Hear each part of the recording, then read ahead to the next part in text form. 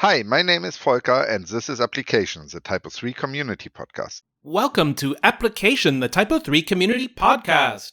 1, 2. Welcome to Application, the TYPO3 Community Podcast. I'm Jeffrey A. McGuire. You can call me Jam. And this is where we celebrate the TYPO3 community, sharing your stories, talking about your projects and the difference you make in, around, and with TYPO3 CMS. In today's exciting episode of Application, the TYPO3 Community Podcast, you'll hear the second part of a conversation I had with TYPO3 CMS Chief Product Officer Volker Graubaum in March 2021. In the first part of our conversation, Volker and I talked about how he sees TYPO3 CMS, the TYPO3 Association, and the community's company TYPO3 GmbH as enablers for everyone who builds, uses, and benefits from the TYPO3 project ecosystem. Go back and listen to Season 1, Episode 11 of Application for more.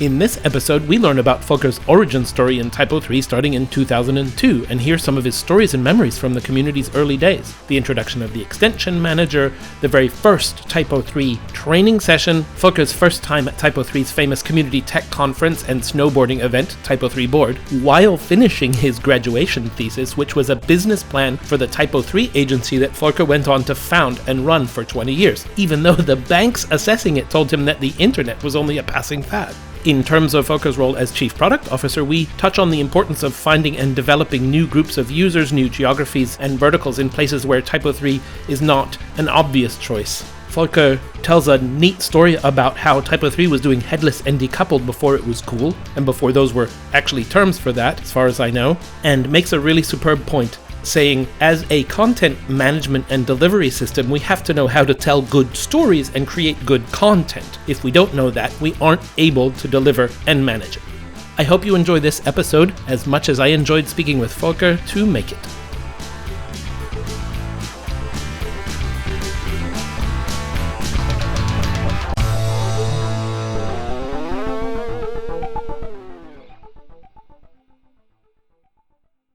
So let's shift gears for a minute.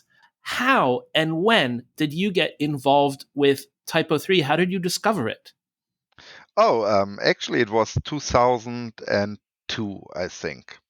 What version was as that? mentioned, that was between version 3.3 beta 4 and 3.5.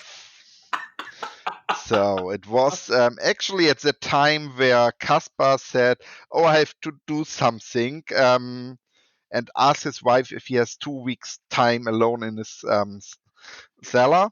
And then he came out, and then the extension manager was there. So Okay. that's actually at least how I remember that. Caspar, Uh-huh. please be patient if you hear that, and it was not exactly like that, but that is the story we all heard. And so yeah, actually that was I think in the summer 2002, and then because we was the web team, my later business partner and I were the leader of the web team of the Nord Academy, a private high school where the Dev Days used to be a few years ago also. And there we was searching for a new content management system for the university, or for the universities, I think the better word than high school. Oh, is it a Since Hochschule? it's a Fachhochschule. Oh, so I believe that those are called polytechnic in English, at least in the old days. But anyway, yes, a technical So university.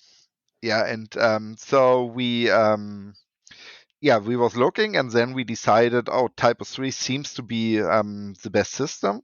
Also, especially because the new extension manager and the possibility to create easily extension for that was Mm, a key feature at that time. mm.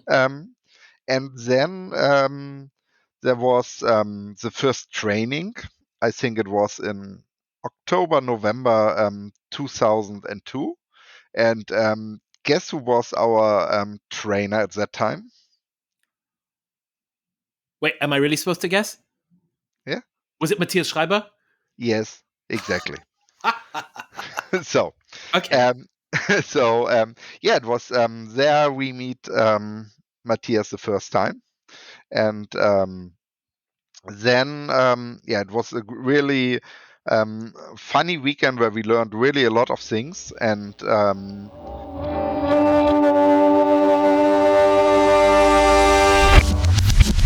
Once again, I had some real connectivity problems during this conversation.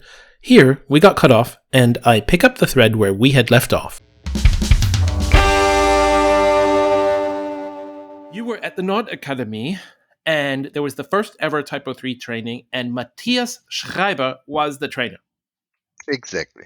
At that time, it was a really great weekend, and we learned a lot of not only about TYPO3, but also about the community. And then 3 or 4 months later, not sure about when the meeting was exactly, we was driving together with another community member from Lübeck to Splügen to be member or to become part of the first TYPO3 snowboard. No, not the first, but our first TYPO3 snowboard tour.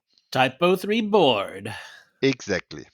Yeah, and that's how everything started and how we Describe jumped in the the community. describe the community in 2002. Oh, it was actually it was 2003, the snowboard tour. Mm? And it was a very, let's say, very small community at that time. But it was a really great, very familiar atmosphere. We had, all the fun doing snowboarding and doing other things. We had the study thing we have to do because we had to finish a study work together with my partner. So we had only a few days in the mountains, and the rest we had to work. But So you were up in the mountains, but you were actually being good students. yeah, exactly. Uh-huh. At least a And little bit. And and so and talk but about we met Caspar at that time. He was there, of course, and there were all the people from the early times there. I think it was also Olivier's first snowboard tour, Olivier Dobakau. uh-huh. The and it was fun because we was coding, we was having fun, and that's what the TYPO3 community was at that time. And for me, it is still like that, since we don't have a very hard, let's say, competition thinking on that, Yeah. because the goal is not that we are compete between each other, but that we are compete with other systems Right. mostly. And I would like to refine that even further. Not trying to, bring down other open source systems or ruin them or take stuff away. I think it's especially talking with Matthias Schreiber a lot. He's very strongly convinced that there's so much work out there and so much internet and so much digital activity that it's easier to build market and go new places and perhaps convince people to move away from proprietary solutions into open source rather than trying to compete with WordPress or Drupal or our friends and allies, really people who share the same code and the same ideals. Yeah, exactly. Actually, there will be again. We have to be more present in some markets, and then we will compete. But that's not the first goal. Right. Actually, when we are talking about Drupal, for example, we have, of course, two sides of Drupal. We have Acquia on the one side, and on the other side, we have the Drupal community, which is very open too. And Drupal is very successful in activating people to bring themselves in the community work. Right. And I think that is a place where we could learn a lot of things Mm. from Drupal, and how we can focus on including the people. And Reese has written something about the taker and the makers, Yeah. and finding the balance. I'll post a And link to everything we talk about in the show notes, obviously. I just wanted to say that that's a nice way to look at other communities and other products, right? The developers and agency owners and community members in Drupal are very open. They're really into PHP. They love open source. And, when TYPO3, Benny, and whoever it was working on the patch, fixed the far wrapper security vulnerability, that was immediately, publicized and contributed. And Drupal took the patch that went into TYPO3, and other systems took it as well. And there's a real natural cooperation there. And then you can look at the commercial level or the promotional level or all these other levels where Acquia comes in. And Acquia has full disclosure, my former employer, for all the good that Acquia has done in some ways, there's some things that people can legitimately question, and yet I think that the creation of Acquia made it possible for everyone in open source to reach higher, because Acquia really positions itself as competition with Adobe and even bigger things. So I think that all of us still have way more doors open because of the things that Drupal has done and gone through. And I think that it is far from a perfect example, so we can also all learn from each other. Yeah, exactly. I think so too. So jumping back, I want to jump back now, Yeah. And just mention that in my conversation recently with Adrian Zimmermann, I think every third sentence talking about the TYPO3 community, he'd be like, yes, and of course, TYPO3 board and snowboarding and TYPO3 board and snowboard. He loves, he's such a snowboard fanatic. It was really fun talking with him about that. I think it's very interesting to see because when you are looking even in other communities, they have fun events, but when it starts on thinking about events in TYPO3, we first had fun events and then became more professional in the time. That is so interesting because it's definitely, the fun came late to, of course, everybody had some drinks, everybody had a party or whatever, but getting together for the purposes of having fun is really an afterthought for most communities. That's interesting. Yeah. And so talk to me now, please, about how you founded your agency and that, the company that you ran for 20 years and some of the people you brought in. Oh, actually, it's we found the study, not thesis, but work we was writing in Splügen was actually the business plan, because we had the study entrepreneuring. Nice. And so we was writing the business plan for our company at that time.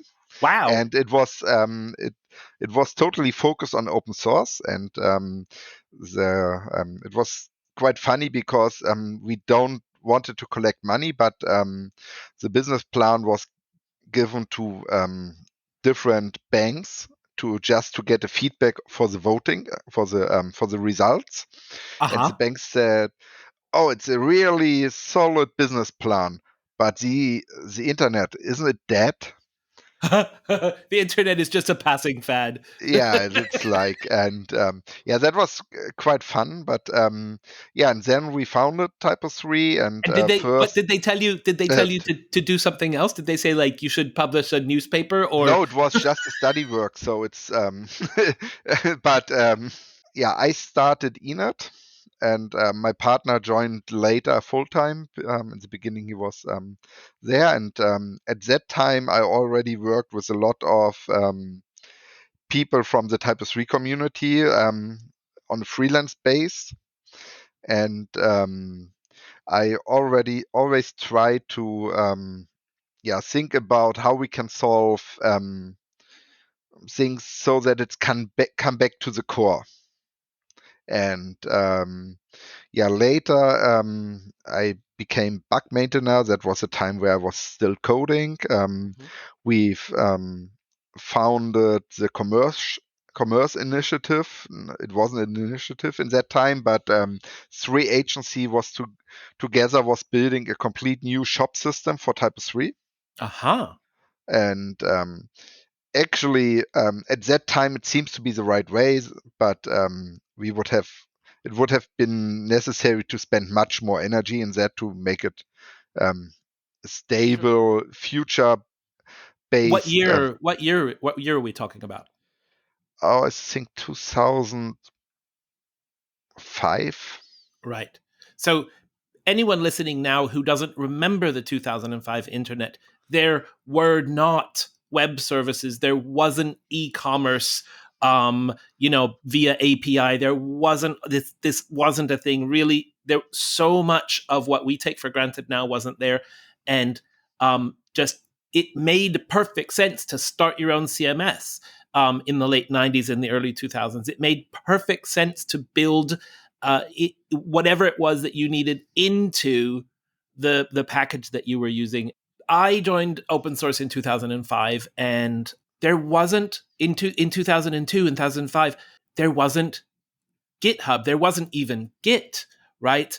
And there wasn't there wasn't version control as a service. There wasn't all this free stuff. There wasn't one official way to deal with patches or pull requests or whatever. So communities had to build everything from scratch. So even though that sounds crazy now, because there's a 100 different things that you can plug in to do e-commerce, at that point it made sense, right? Now we see that you would have had to spend $100 million and be super specialized to succeed with it. But at the time, that it wasn't clear that that's the way the internet was going to go, right? It was one possible future. Yeah, exactly. Yeah. And that was what we was building there. And actually, the extension was used in quite a big shops. We worked together with a marketing factory on that, for example. Nice. And later then I stopped coding more and more. And then we had, for example, Christian Kuhn in our company. Lolly. Lolly, who is now working for Benny. Frank Negler used to work for us, CTO at the GmbH. Yep. And we had, actually, we was very near to the community at that time already, motivated to make the community more professional. Yeah, so one point was working on the events. I used to be part of the event committee, and at that time, later I became leader of that. I started, as mentioned before, the first TYPO3 barcamp because I was very clear on the idea that we have to look around. We shouldn't be focused on TYPO3, what we are doing and how we are doing it. But we should also look around if we could learn from others. And That's still a situation though in TYPO3, and so many communities look inwards first. And yeah, so, do you think that's part of your job now as chief product officer to also look around as well and see where TYPO3 fits?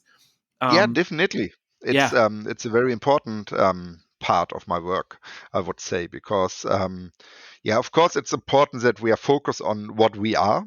We couldn't say we are something totally different than what we are.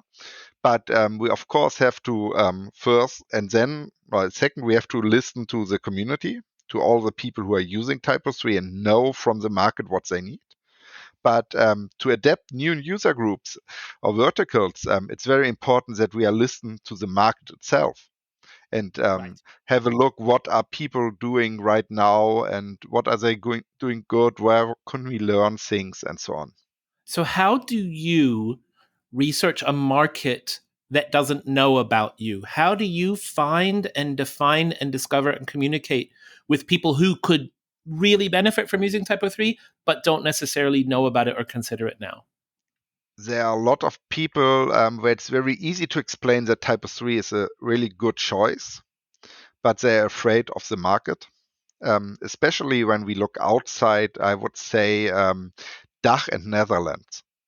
So Right. German the speaking Europe German, and Benelux, let's say. yeah, exactly, because outside TYPO3 hasn't a wide range, so that you can find a lot of agencies and all that. And I talk with a Swedish company who says actually they would take TYPO3, but they're afraid that they are bound to me as an agency because Oh, there's no other agency who can do TYPO3. okay. So So outside of Benelux and DACH, there is less of a local service provider market. exactly, it is. We have it in the Eastern Europe area. There are more. We have it in French. It's not so small, but then it's becoming smaller. There are a few in Spain. There are a few in UK, but you have to search for them. Right. And So so it's not an obvious choice. There aren't those agencies just floating around like. And in Düsseldorf, I think that there are maybe 150 TYPO3 agencies or 1,000 or something, right? So yeah, it's not exactly. the local choice. Okay, but how do we get the word out to the people we could still help in those places? And how do we maybe and then is the problem also convincing more agencies to use TYPO3? Yeah, that's also one part. There's a great initiative, the Kokomon initiative, for example, which are focusing on creating new onboarding material. And Kokomon is a TYPO3 community marketing and communications initiative that's happening in 2020. yeah, that's one part to find new agencies and give them the right documentation and onboarding material so they can easily start. Mm-hmm. Um, then there are companies who say, oh, TYPO3, isn't that the old system? There, it's quite easy to show that we are a very active community with a lot of integrations, a lot of active installation. Very But up of to date code base. yeah, and especially in terms of security, it's very, very good because we have a very, very good security team. So Plus, small ad for TYPO3's architecture. Apart from an excellent security team and best practices and yeah, using really up to date coding standards, the fundamental decision to have a back end system that can talk with any front end system you want, also since the beginning of time, essentially, is a huge advantage when it comes to security because you can't accidentally set something in the front end that opens up the back end to all sorts of attacks. It's separate logins, separate displays. It can be, and of course nowadays with headless and front end frameworks and native apps and everything, all TYPO3 is just sitting there already to communicate with a digital front end world. But anyway, from a security perspective, really good decision. yeah, exactly. Thanks. Sure. So yeah, and but of course there are others. So we have to tell much better stories about what we can do. So for example, you just mentioned headless. There is this headless initiative. We have also it's not on the new concept of how you're creating decoupled system or headless systems. As you mentioned, we are a decoupled system since 2002. And we have to do our homework in terms of more stable APIs and so on. But actually, we TYPO3 is decoupled, and there is a very good headless package where you can easily interact with different JavaScript front ends. It's out of the box ready for a Vue JS front end, and people are working on React and on other topics. So it is all there what we need, and that's what I mean with the strengths of TYPO3. Okay. That we have the core and we have all the add-ons and um, coupled with the flexibility the core brings with you. There's a lot of communication to do now, Yeah, exactly.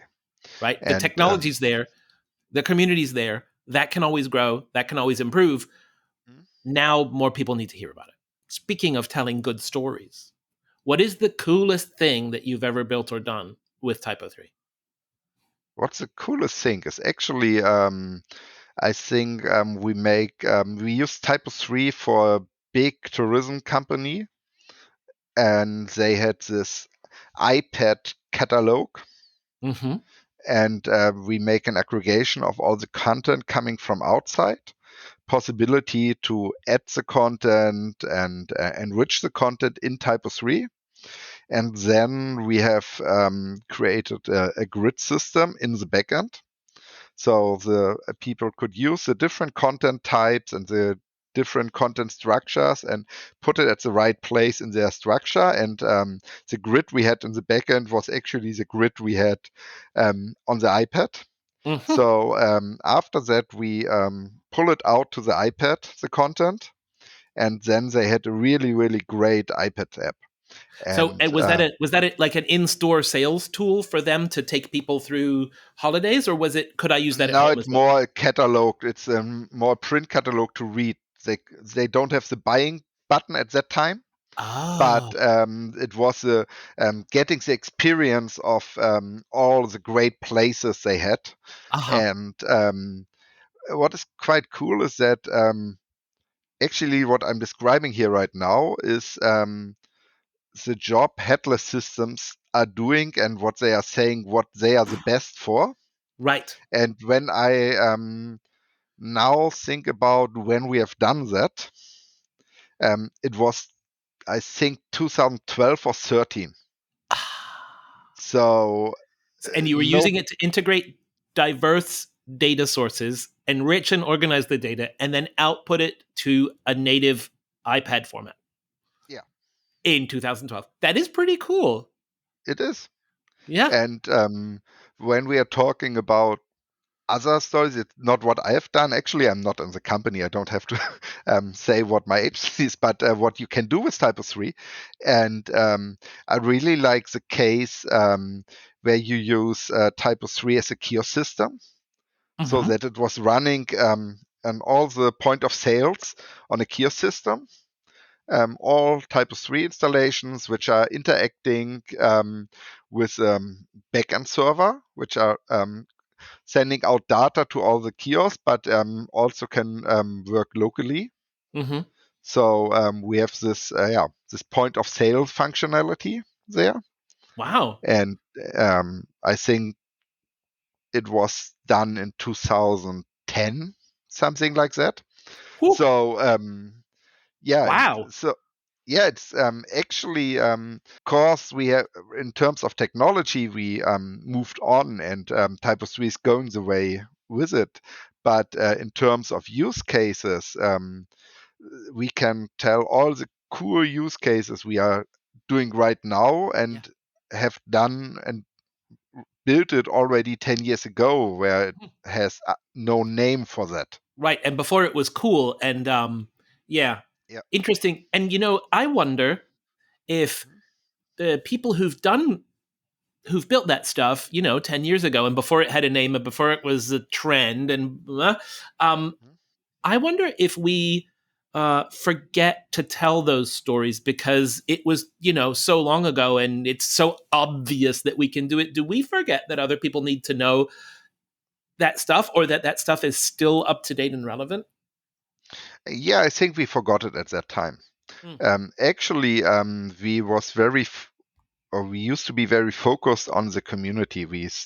I'm not sure what the founding year of the association was, 2005, 2006, something like that, I think.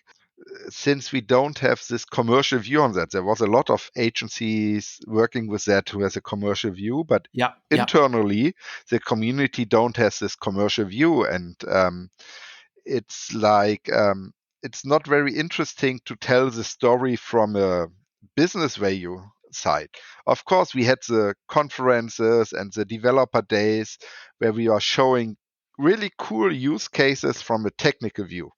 right, So right. you can find a lot of talks about really cool technical solutions we have built, Sure. but we are not so focused on bringing making the business, Yeah, and and that's that's actually another thing that I've ended up focusing a lot of my career on. You, the technologist, have a super great idea that has a real world application, and you get super duper obsessed with the implementation and exactly how to structure the API and how do we do the versioning and what's the integration point and all that stuff that's really, really interesting and important. And no marketer no budget owner without a technical background can even listen to you. It's just computer words, right? Even if you're Yeah. explaining a really, really great idea. And I love translating between, okay, good, great technical ideas and then the value that they actually deliver. That's something that I really, really love doing.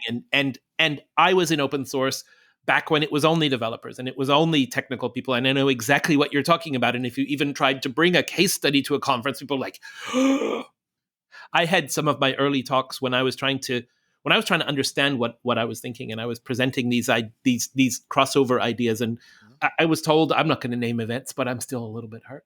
I was told that our conferences don't want soft talks. If there's not a code example in your talk, don't even bother applying next time. Yeah. Yeah, And and I think we used to had it before too. And when I take over the conference, right, I think 2013, it was the first conference I was completely responsible for. I described the how technical a talk may be, that no code in slides. okay, all right, So that was the switch, because actually when the conference was the first time was I think 2005, and it was the first official event except the fun events we had. okay, And then it was really cool because, as you mentioned, we was all developers at that time, and all technical people, and we had use cases, but you have to show how you have created the use cases, sure. and not what is the story behind and the why. And then later, I think in 2 years later, the TYPO3 developer days was started, The which was developer days very event, right? on code and totally focused on developers. And that was totally cool and great because you could learn so much and had hand-on sessions and all that. And Yeah, yeah. but the conference still stays at, let's say, on a top level tech conference. Yeah. I've always found that interesting in coming to TYPO3 from the outside, or coming back to it, or however you want to say, the idea of specialized events. And I know that all of this is in discussion again, and the pandemic and the corona and everything is, who knows what we'll ever do anymore. Mhm. I love, actually, as a result of the corona times, that that I spoke at a Frankfurt user group last week or the week before, and Yeah. I can go to a user group anywhere and I can really be part. I think the community building, if we keep live streaming and keep participating in our events, I think that's amazing. But Yeah, definitely. anyway, what I was getting to before was just really fascinating that there's a TYPO3 con, which is sort of business and technology presented in a way that it's interesting to business. And then you have the dev days where you're allowed to completely geek out and like talk in code and just like talk about whatever cool implementation and the new JavaScript library. And then, and then you have the university days, which are a user use case, a vertical that has its own Mhm. conference talking about the technology, how it helps there. And it's plus then TYPO3 board, which is a really good excuse to do some winter sport while technically being at a conference. But I was really fascinated by how the TYPO3 breaks these things up into smaller conferences. I think that helps choose sessions and audiences and so on. On the one hand, I think that it may be the Drupal model of having one conference for everything is a great community builder, right? Where people have chances to interact with each other on any level. But everything has its strengths and weaknesses. Yeah, I think so either. But when what I started with the conference is that I say, okay, no code on slides, and Mm-hmm. we first, or actually that was I think first in Amsterdam. The year before we had a tech day, we had a business day, and a community day. Yeah. So we have focused topics a little bit, more theme specific on one conference. And then we later had the award in Amsterdam. There was the TYPO3 award Yeah. there when you joined us. That was a great evening. Yeah, it was. And actually, it was like, making TYPO3 more open at the events. We used to invite other open source communities and products before, but we invited the technical people before. Mm. And I think starting with Amsterdam, it was the first time that we invited different people, not only the technical guys, to the conference, and that we have talks from people who don't know TYPO3 in any way, Yeah. and but can tell things about content creation or storytelling and all that. So I don't because that remember. all belongs to the community, and actually Absolutely. TYPO3 is as a content management system or a content management and delivery system, it's used to create stories, create content, and tell the stories outside and bring it to all the people out there. And so we have to know how we are creating or good stories and telling good stories and creating good content. Mm. If we don't know that, we aren't able to deliver it and manage it. Thanks to the TYPO3 Association for sponsoring this podcast. Thank you B13 and Stephanie Kreutzer for our logo. Merci beaucoup Patrick Gaumont, TYPO3 developer and musician extraordinaire, for our theme music. Thanks again to today's guest. If you liked what you heard, don't forget to subscribe in the podcast app of your choice and share Application, the TYPO3 Community Podcast, with your friends and colleagues. If you didn't like it, please share it with your enemies. Would you like to play along and suggest a guest for the podcast? Do you have questions or comments? Reach out to us on Twitter at TYPO3 Podcast. You can find show notes, links, and more information in our posts on typo3.org. Remember, open source software would not be what it is without you. Thank you all for your contributions.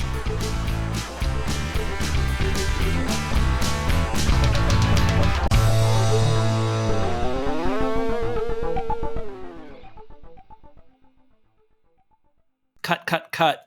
Cool. So I said that. Cut back to our actual podcast. Cut on, please. So, it's okay. Cut. Genau. Cut. Actually, we have to take a 2 minutes bio break, but Okay. Bio break now.